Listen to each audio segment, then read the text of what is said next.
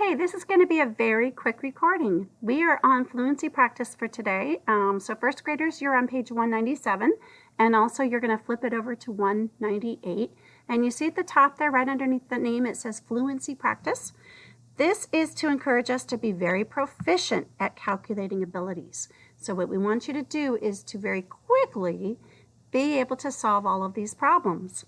One way that you can do that is to time yourselves. If you want to time yourselves while you're doing this to see how long it takes you to complete the first page, and then you can time yourselves again on the second page.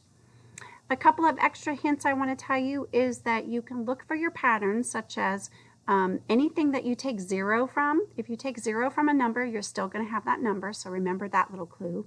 And anytime you take 1 away from a number, if you go down 1 number on the number line, that will give you your answer.